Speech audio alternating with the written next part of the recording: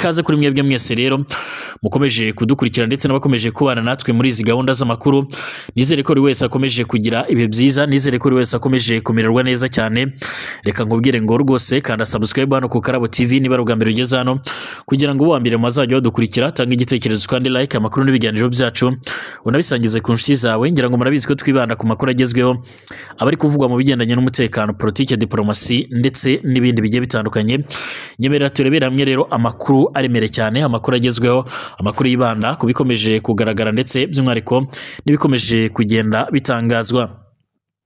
Perezida w'u Burundi nk'uko bikomeje kugenda bigaragara yabaherutse kugirana ibiganiro bikomeye cyane na Perezida Félix Antoine Tshisekedi Tshilombo. Muri ibi biganiro kandi ngo baba baranavugishije Perezida wa Leta Zunze Ubumwe za Amerika, maze bamugezaho ibyifuzo byabo baba bifuza nk'uko amakuru akomeje kugenda atugera bivuga. Amwe mu magambo akomeje kugenda agaragara ku mbuga nkoranyambaga yerekana uburyo Perezida Donald Trump yaba yamaze gufata umwanzuro ndetse n'icyemezo gikomeye cyane. Amagambo akomeje kugenda by'umwihariko agaragara ku mbuga nkoranyambaga yerekana ndetse akanashimangira ko Perezida Donald Trump wa Leta Zunze Ubumwe za Amerika yamaze gusaba yuko mbere y'itariki ya mbere z'ukwezi kwa mbere 2026 adakeneye kongera kubona umutwe wa 2023 mu bice birimo Goma ndetse na Bukavu. Ni ibice bigaruriye mu ntangiro z'uyu mwaka wa 2025 ndetse bakamuko byigarurira hakaba haragaragayemo imvururu nyinshi zateje intambara. Amerika ikomeje kugira uruhare ruremere cyane mu kugerageza kumvikanisha impande zombi zihanganye mu burasirazuba bwa Kongo. Gusa kugeza amagingo aya ngaya amakuru yihuta tugeraho avuga yuko kandi igitutu cya Leta Zunze Ubumwe za Amerika ari nacyo cyaje gutuma umutwe wa 2023 ufata ingingo iremere cyane yo kuva muri biriya bice birimo za Bukavu. Perezida Donald Trump wa Leta Zunze Ubumwe za Amerika amaze gutegeka yuko imbere y'itariki ya mbere z'ukwezi kwa mbere 2026 ingabo za 2023 adashaka kongera kuzibona mu gisagara cyangwa se mu mujyi wa Bukavu ndetse n'umujyi wa Goma nk'uko amakuru akomeje kugenda atugeraho abivuga. Iki ni icyemezo ariko kandi kitari by'umwihariko cyagira icyo gitangazwa cyangwa se hatari hagira icyo kivugwaho n'uruhande rwa M23. Ibibaye kandi mu gihe umwuka mukomeje kuzamuka hagati y'u Rwanda ndetse n'u Burundi, nubwo Minisitiri w'Ububanyi n'Amahanga n'Ubutwererane w'u Rwanda Ambasaderi Vivien Nduhungirehe mu kiganiro uretse kugirana n'ibitangazamakuru mpuzamahanga yumvikanye abazwa ku bigendanye n'umubano w'u Rwanda n'u Burundi, maze akavuga yuko ibi biganiro by'umwihariko byabiherutse kuba kugeza amagingo aya ngaya byahuje inzego z'umutekano z'u Burundi ndetse n'u Rwanda. Uyu munsi Perezida w'u Burundi Evariste Ndayishimiye yongeye kumvikana mu magambo akarishye cyane. Ni mu biganiro ndetse by'umwihariko umuhango ukomeye cyane wo kwifurizanya umwaka mushya muhire, aho inzego zo kwivuna abanzi mu gihugu cy'u Burundi ndetse n'inzego z'umutekano, ubwo ni igisirikare, igipolisi ndetse n'izindi nzego zigiye zitandukanye bari bateraniye i Gitega ku murwa mukuru wa politiki mu gihugu cy'u Burundi. Ni ibirori byitabiriwe n'abategetsi bagiye batandukanye, haba minisitiri w'intebe, haba abaminisitiri w'ubutabera, abaminisitiri b'ingabo, abasirikare bagiye batandukanye, aho muri amashusho akomeje kugenda ashyirwa ahagaragara harimo n'umugaba mukuru w'igisirikare cy'u Burundi, umukuru w'igipolisi, abashinzwe amaperereza ndetse n'izindi nzego zigiye zitandukanye bari bitabiriye ibi birori.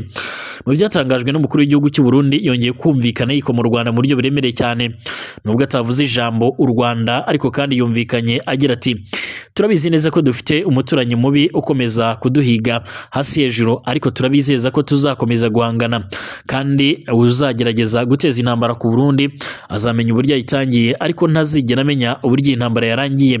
Yagize ati: uzohirahira agatera Burundi iyo ntambara azamenya uburyo rero yayitangiye ariko ntazamenya uburyo izaba yarangiye. Dufite umubanyi by'umwihariko mu buraruko bw'igihugu cyacu atatubaniye neza. Uwo ni umukuru w'igihugu cy'u Burundi Evariste Ndayishimiye, aho akaba hari kuri uyu wa gatanu nyine ku igenekerezo rya 19 Kigarama 2025 i Gitega mu birori by'umwihariko byo kwifurizanya umwaka mushya n'inzego zo kwivuna abanzi hamwe n'iz'umutekano. Ibirori kandi bya birimo abategetsi bagiye batandukanye biganjemwo abo mu nzego z'umutekano. hagaragayemo muri video nka Prime Niyongabo umugaba mukuru w'igisirikare cy'u Burundi, hagaragayemo minisitiri w'intebe cyangwa se umushikiranganje wa mbere Reverend Rikuriyo ndetse n'abandi bategetsi bagiye batandukanye, kandi buri wese yarari kumwe n'umutambukanyi wiwe n'abandi bategetsi bagiye batandukanye.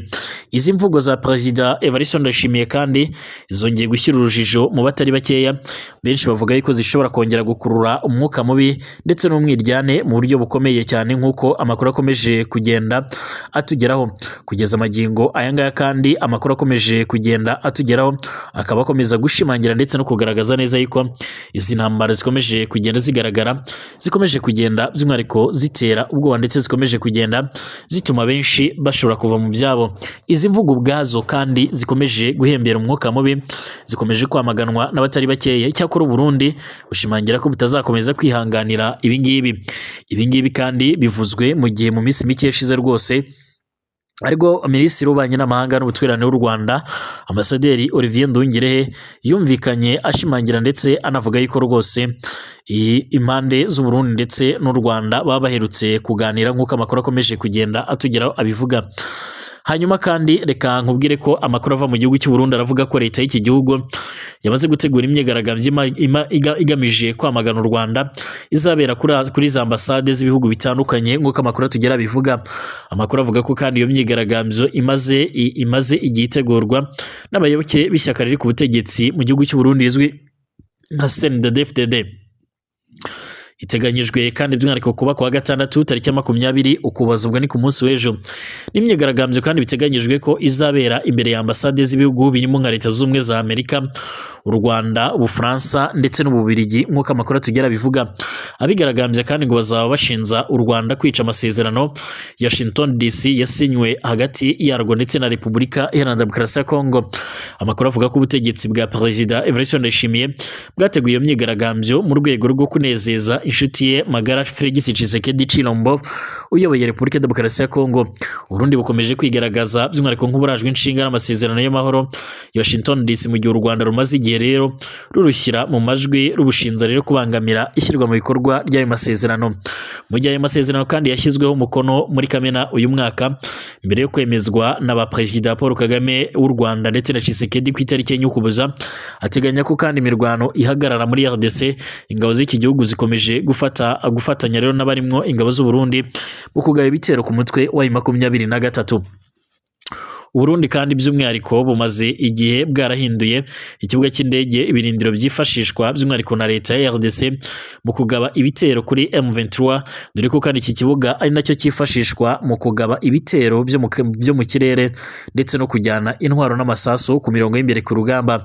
Ingabo z'u Burundi kandi zikomeje gufatanya urugamba n'umutwe w'abajenosideri wa FDLR, ndetse amakuru avuga ko hari abarwanyi b'uyu mutwe bacumbikiwe mu bice by'umwihariko amasezerano Washington DC asaba ko uyu mutwe ugomba kuba waranduwe mu buryo bwa vuba.